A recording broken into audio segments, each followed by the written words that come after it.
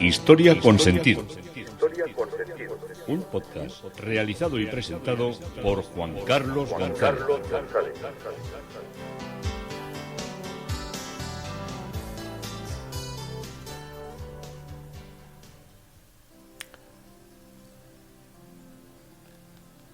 Un saludo a cuantos me escucháis a través de las redes sociales, de Facebook, de Twitter y de mi página web Historia con Sentido.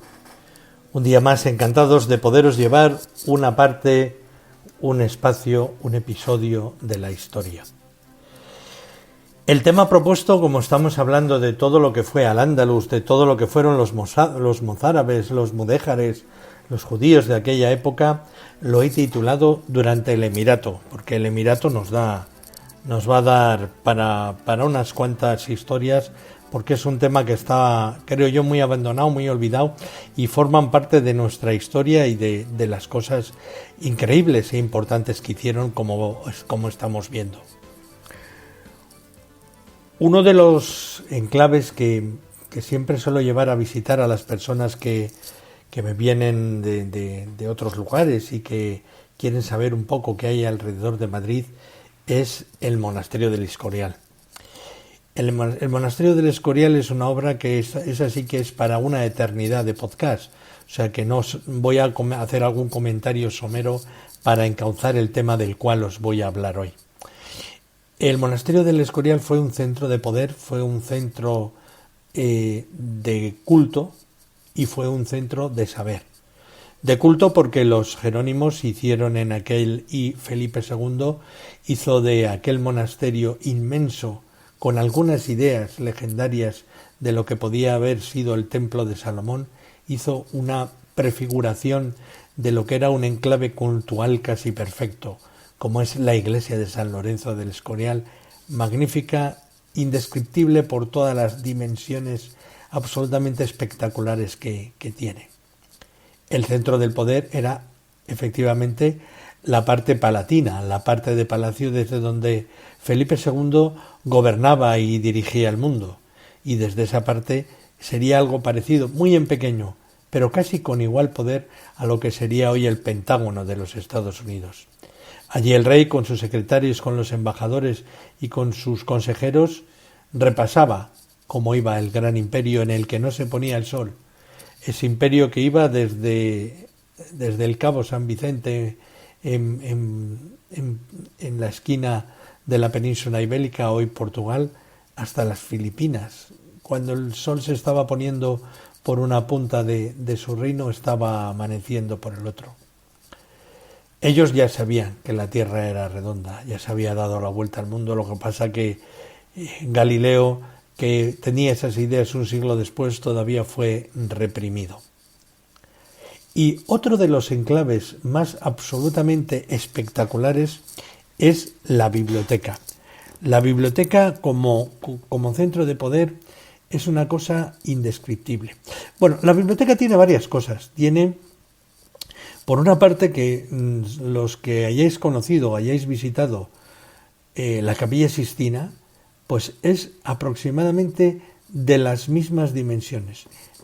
Cierto es que la Capilla Sixtina es algunos escasos metros más de ancho y de largo, pero algunos metros más. No penséis que es una estancia menor nuestra biblioteca del Escorial, con unas bóvedas absolutamente increíblemente pintadas, obra del pintor Pellegrino Tibaldi, que realizó allí el sueño o la petición de crear un espacio o un enclave que representara el saber, encargado por Felipe II y encargado por los arquitectos, que era el fundir todo lo que eran los personajes de la filosofía con los de la teología.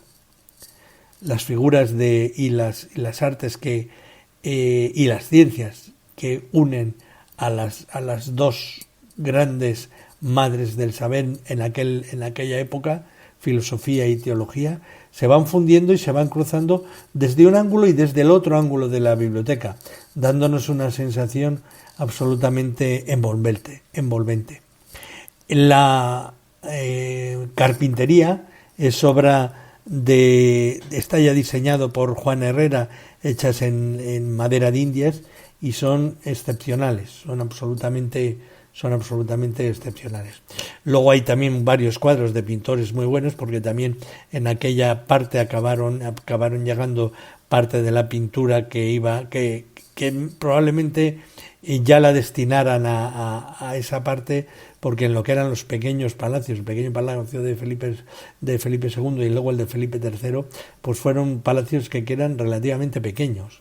Aquello es muy frío, las habitaciones no son grandes, son pequeños apartamentitos, y algunos de los cuadros se pintaron ya cuando se estaban pintando obras para la otra parte del monasterio destinada a palacio. Se pintaron obras insignes también para la biblioteca, sobre todo retratos reales.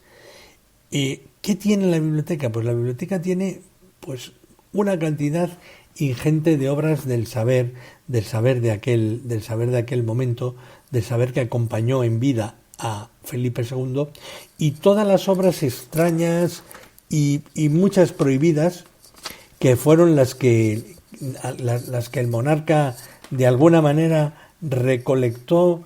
No sabemos si la palabra es muy en secreto pero sí escurriendo lo que era la Inquisición. Los libros iban a ser quemados.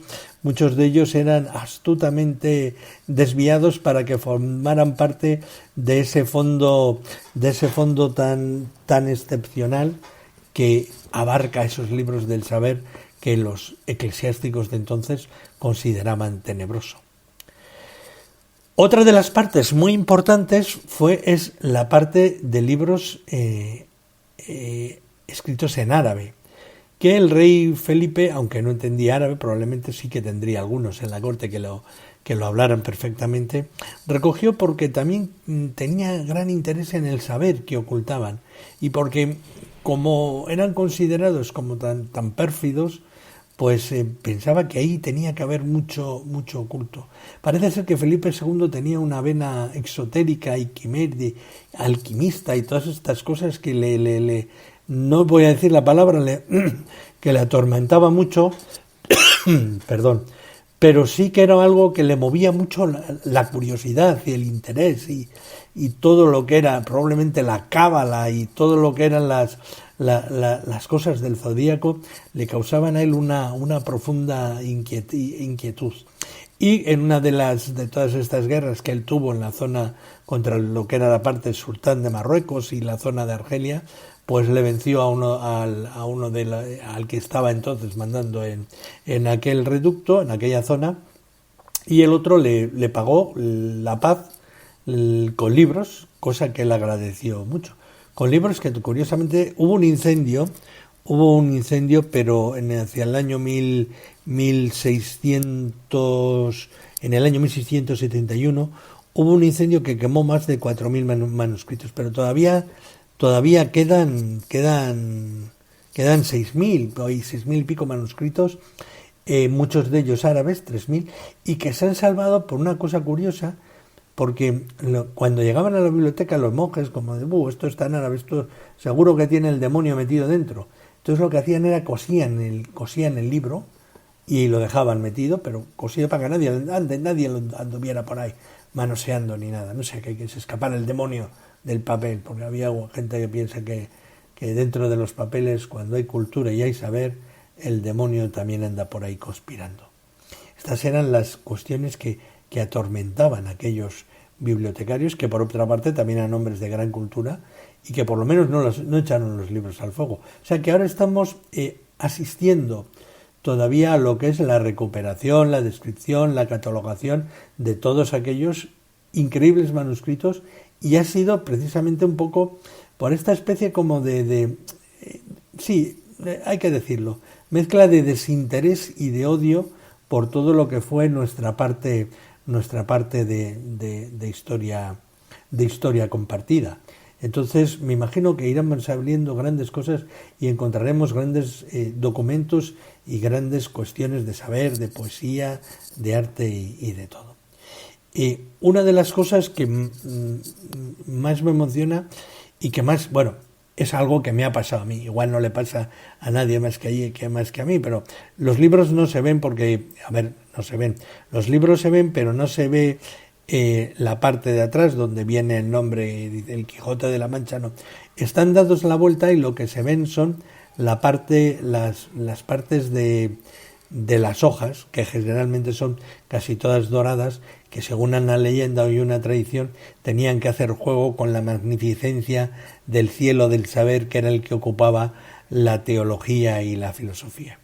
Bueno, y en todo esto, una de las veces que estuve, siempre lo cuento a los que les acompaño a visitar la biblioteca, es como allí solo mirando a las bóvedas, paseando, dejándose como llenar de todo lo que era ese espíritu del saber, el tiempo discurre de una manera rapidísima.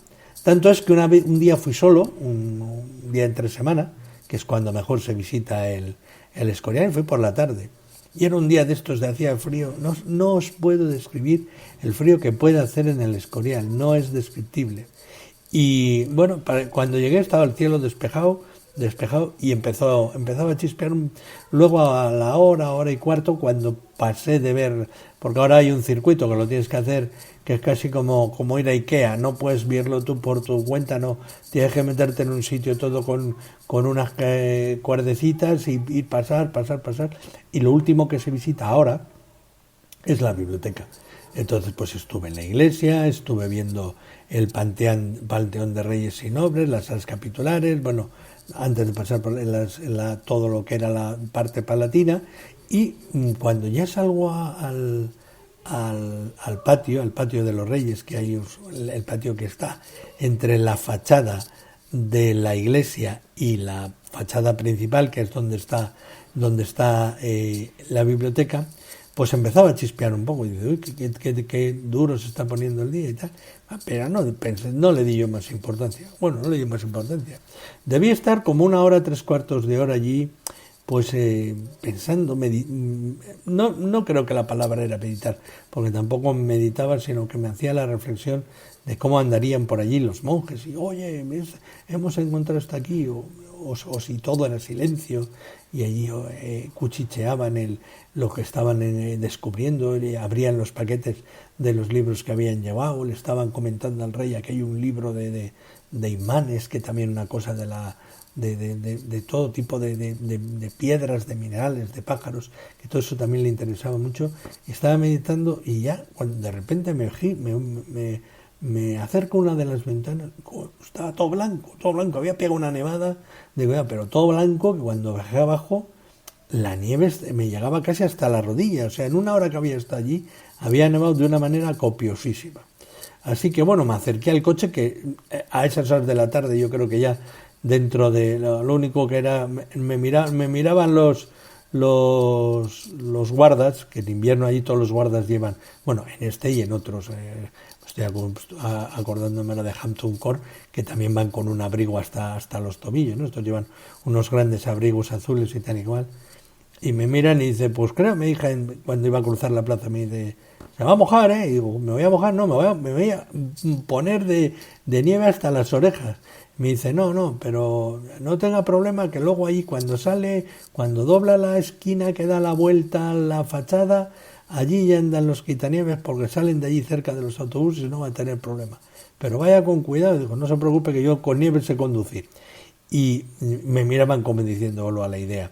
Dicen, ¿qué hará este tío aquí mirando la biblioteca 1 hora, que se tenía que haber ido ya? Nosotros estaríamos en la puerta para salir de estampida, ¿no? Así que cogí el coche y me volví a Madrid, y entonces por el camino sí que me iba acordando y decía, hay que ver estos cómo tenían que vivir aquí en esta soledad y en esta frialdad, pero al final lo hacían acompañados de un gran saber, que era el saber que les aportaba la Biblioteca del Escorial y sus múltiples e interesantes documentos escritos en árabe que forman parte de nuestra cultura y que se irán poniendo el valor año tras año. Nos habíamos quedado en Isgen o Isham, como lo llamamos nosotros, primero. Al final del gobierno de Abderramán, como habíamos visto, estuvo lleno de intentos conspiratorios por parte de sus sobrinos y de miembros ilustres del emirato.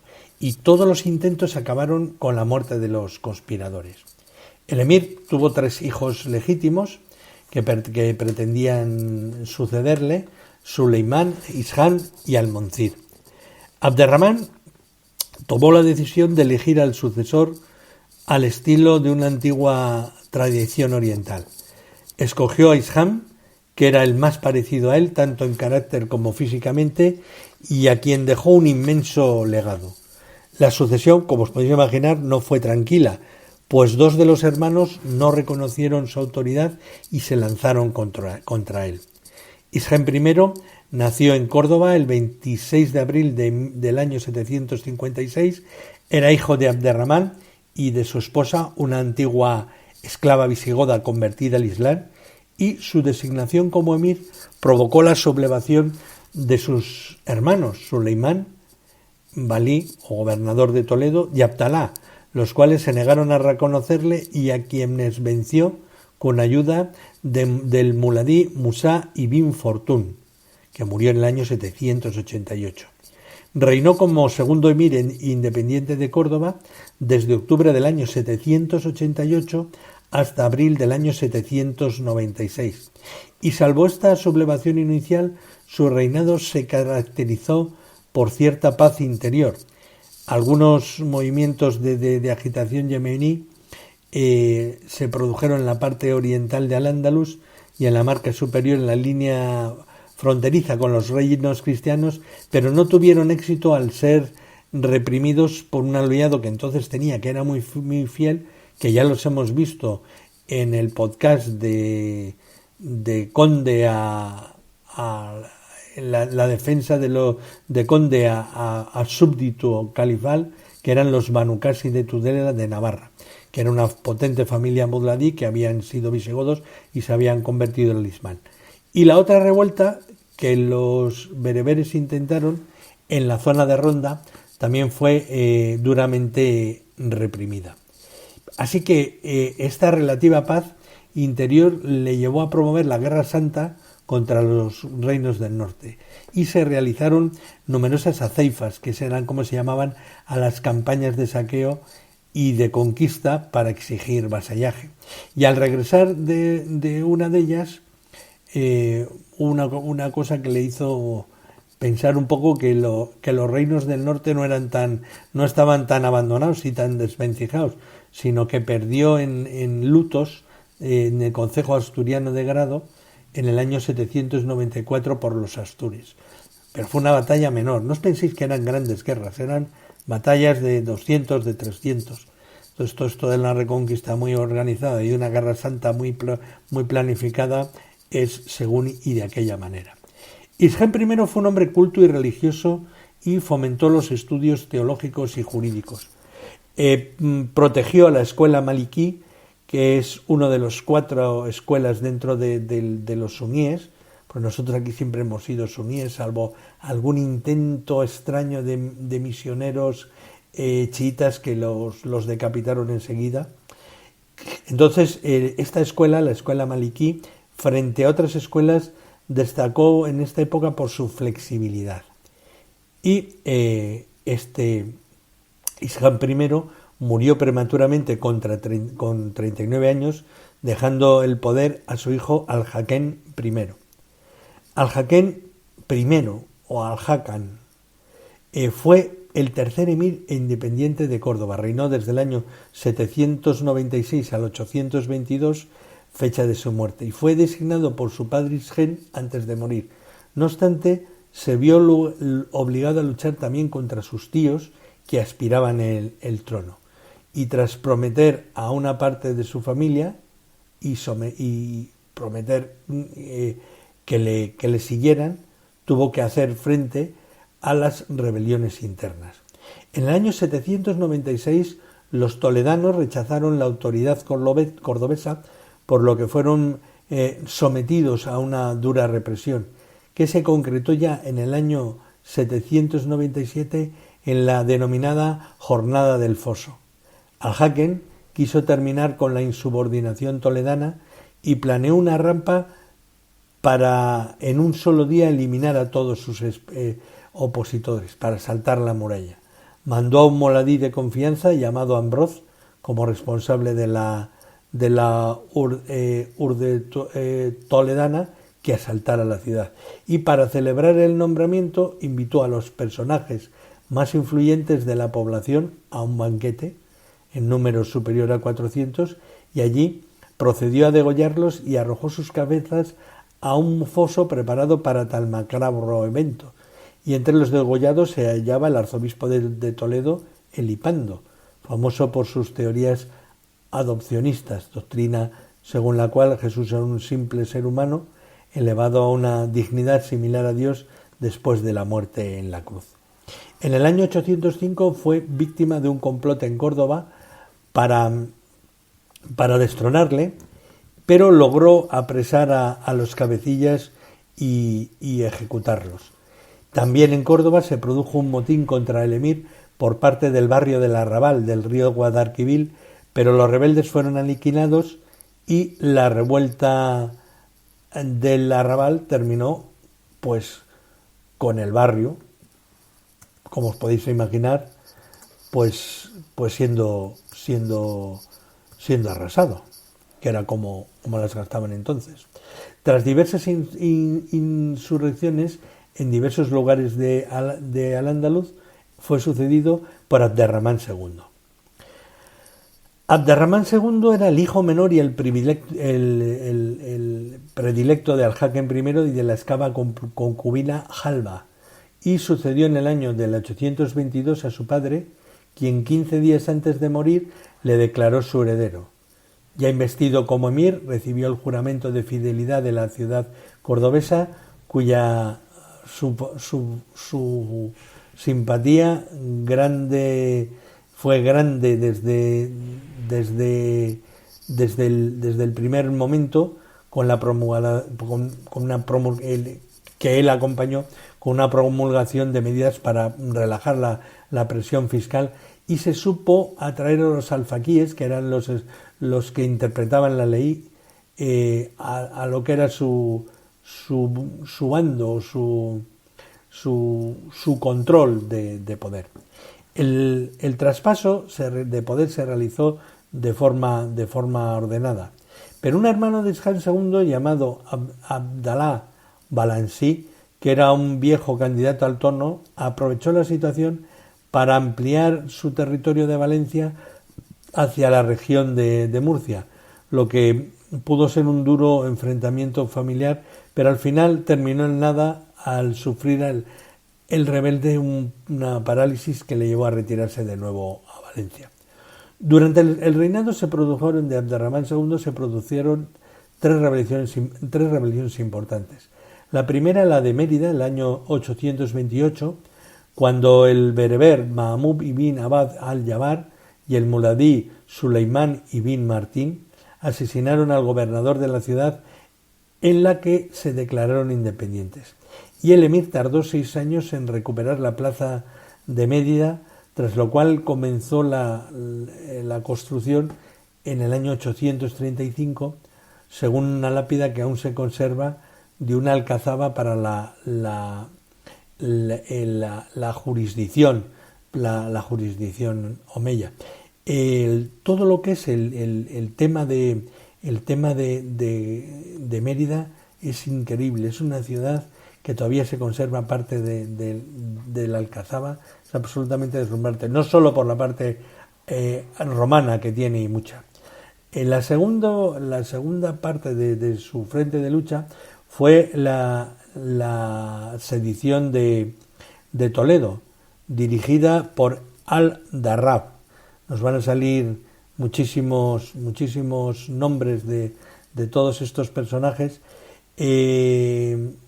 De todas maneras, todo lo que fue esta sedición de Toledo hacía que los cabecillas de Toledo también estuvieran moviéndose en continuas luchas y en continuos frentes, y es por eso por lo que perdió en una batalla contra el emir en Daroca, y la ciudad toledana fue reconquistada en junio del año 837. Otra de las expediciones comenzó en Todela en el año 842, cuando un miembro de la familia de los Banu Qasi, Musa ibn Musa, declaró la guerra al poder cordobés y le apoyaban en este intento al tudelano. Unos son los toledanos de Toledo y otros los tudelanos de Toledo, aunque sean parecidos. Y aquí estuvo apoyado por la dinastía vasco-navarra de Íñigo Arista y fue derrotado en mayo del 842 por un ejército enviado desde Córdoba. En el año 844 firmaron el armisticio, que fue roto por Musa en el año 847, quien se mantuvo alzado durante los 15 años siguientes. Algo similar y singular de su reinado fueron las incursiones en la península de los normandos, que llegaron hasta Sevilla. En el año 844 los normandos atacaron Gijón y La Coruña, y el 20 de agosto de ese año desembarcaron en Lisboa, en el que durante 13 días estuvieron combatiendo. Continuaron su avance por el sur hasta la desembocadura del Guadalquivir, se adueñaron del puerto de Cádiz y desde allí atacaron Coria del Río y Sevilla, ciudades que destruyeron y saquearon. Mientras tanto, Abderramán II contraatacó y venció a los normandos en Tablada, junto a Sevilla, el 11 de noviembre del año 844. Los hizo huir hacia Aquitania, Francia, pero aún en la retirada saquearon Niebla, en Huelva, y varios puertos de la actual Algarve portugués. Otra campaña militar importante fue la consolidación del poder en Murcia y la erradicación del poder visigodo, que aún Moladí persistía allí. En sus operaciones de conquista contra los reinos cristianos del norte, en el año 823, Abderramán dirigió una aceifa por las tierras de Álava, consiguiendo un importante botín.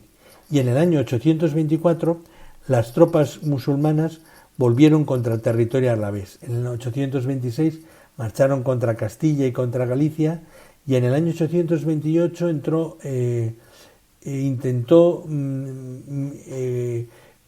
reventar lo que era la marca hispánica y hacer una campaña contra Gerona y Barcelona, si bien no pudo reconquistarlas para el poder andalusí. 10 años después tuvo lugar una nueva campaña, la del 838, en que es atacada por un lado Galicia y por el otro lado los territorios catalanes y la Cerdeña, que ya llegaron prácticamente hasta Narbona. Y la última expedición de Abderramán fue contra León, ciudad que sitió y dejó destruida en el año 846. Abderramán II inauguró las relaciones entre Al-Ándalus y los reinos independientes del norte de África. También se abrieron las relaciones diplomáticas con la corte de Córdoba y con la bizantina Constantinopla. Con respecto a la organización del Estado, organizó las jerarquías de magistraturas de gobierno según el modelo estatal que tenían los abasíes y que habían impuesto en Bagdad. Los funcionarios del gobierno, los secretarios, que se llamaban katib, los visires o asir, fueron adscritos a la Cancillería, que había un gran canciller, y los intendentes Cuaramán y los contables amirí a la dirección del fisco. La gestión del tesoro del Estado estaba dirigida por un diván y era inspeccionada por los al-amines, que eran los que acuñaban y lanzaban las monedas a la circular, y todos los funcionarios recibían un sueldo y estaban bajo las órdenes del ayib, que podía ser un equivalente a un chambelán o un primer ministro.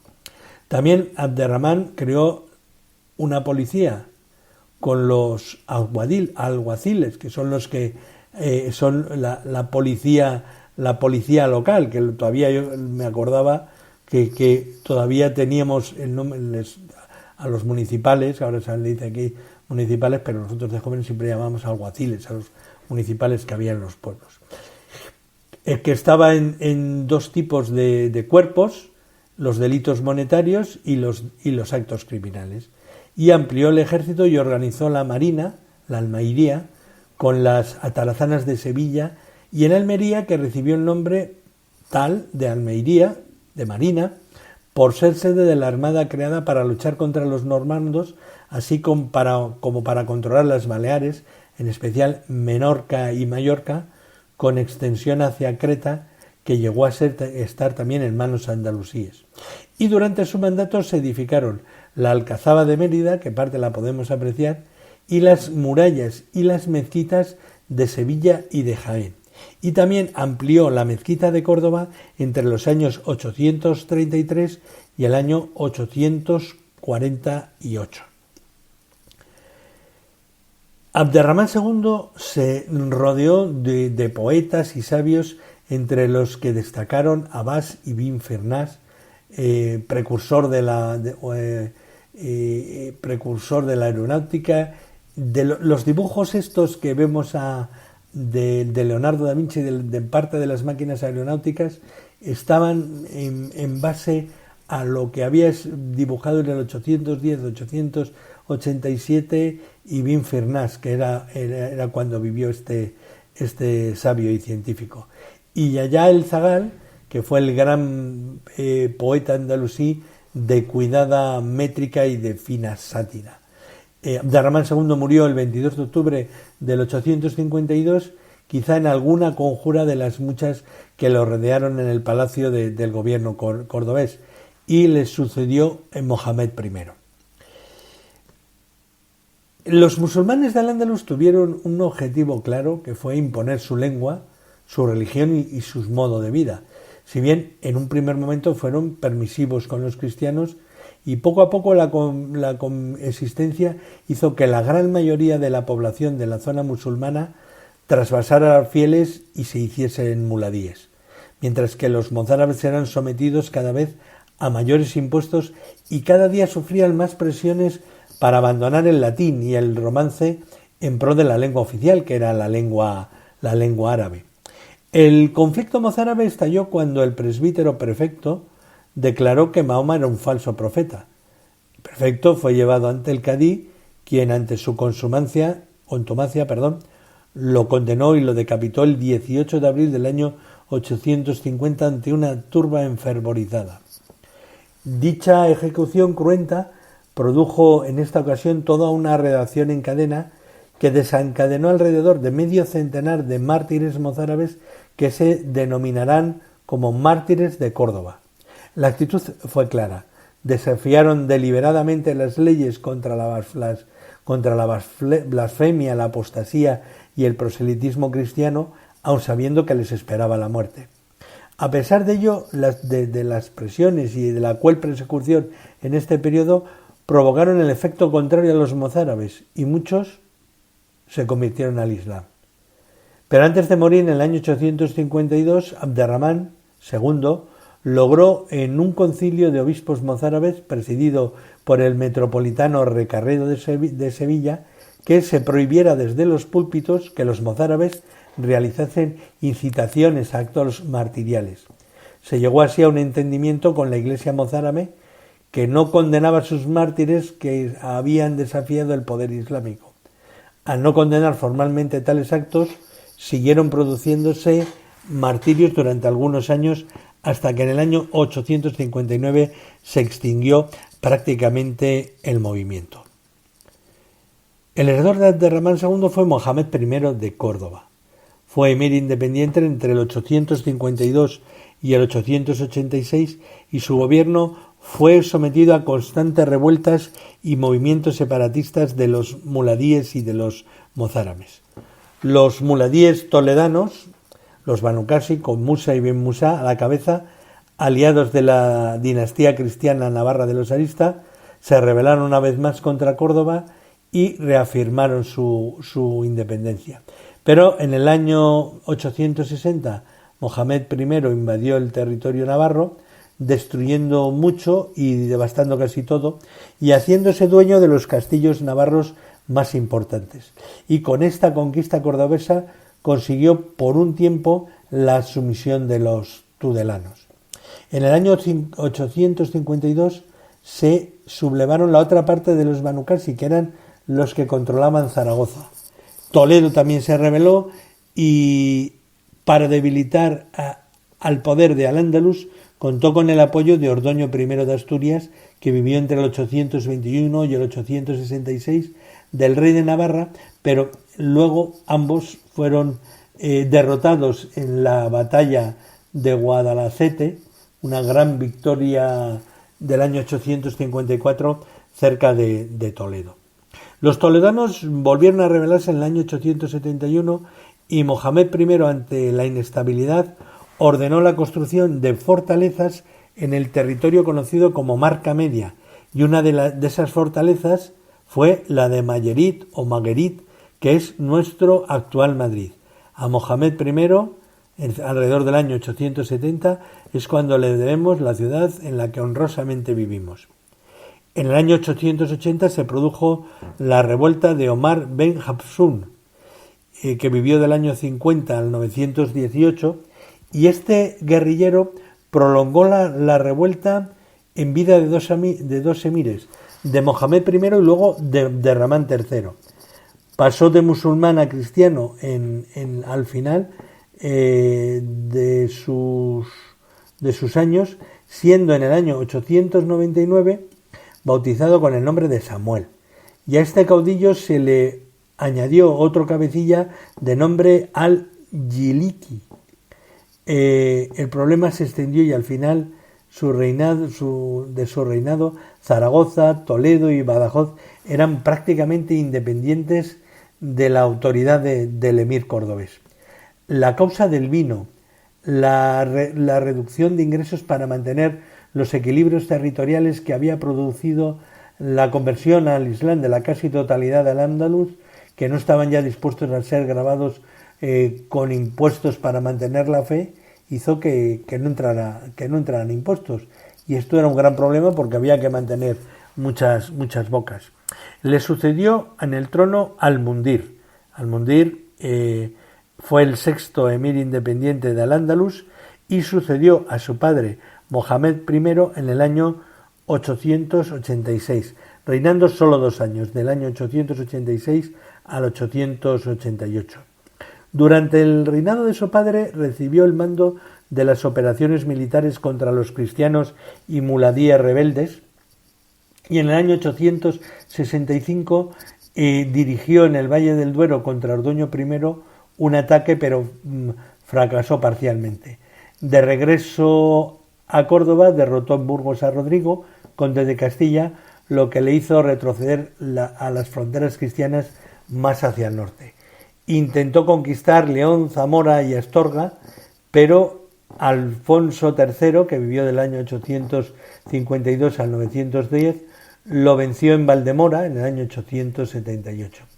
También llevó a cabo una expedición contra los Banu Qasi y Alfonso III esta vez sería el derrotado en la batalla de Cellorigo en La Rioja.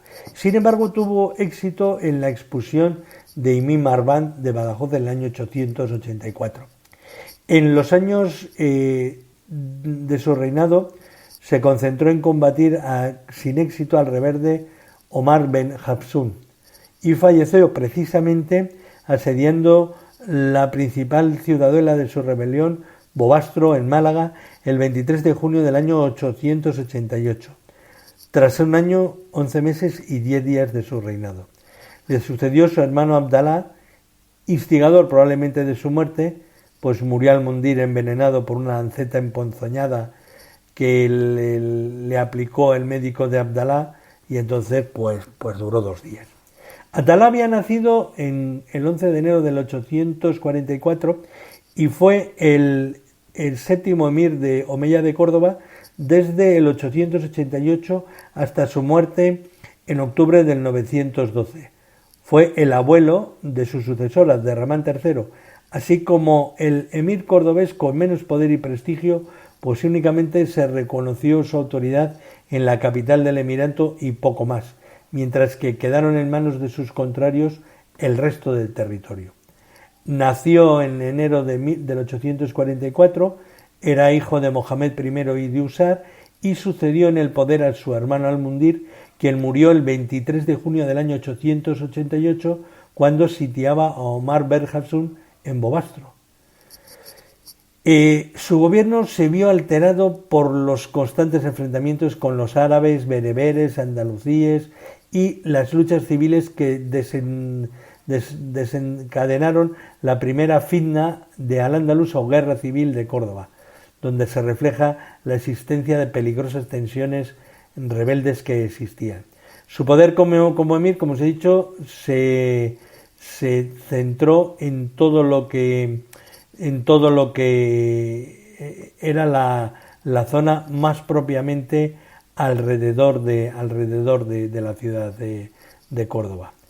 Abdalá nombró a su nieto, el futuro Abderramán III, nacido unas 3 semanas de la muerte de su padre, y el emir murió a los 72 años de edad el 15 de octubre del 912, tras 25 años de reinado. Y con esto nos acercamos hacia un importante cambio. Hemos cogido la historia de los emires con Abderramán I y nos situamos ante Abderramán III, que dejará de ser emir para ser califa de Córdoba. Pero todo esto os lo contaremos ya en el siguiente podcast. Esto es Historia con Sentido, hoy durante el Emirato de Al-Ándalus. Encantado de haberoslo podido contar, Juan Carlos González.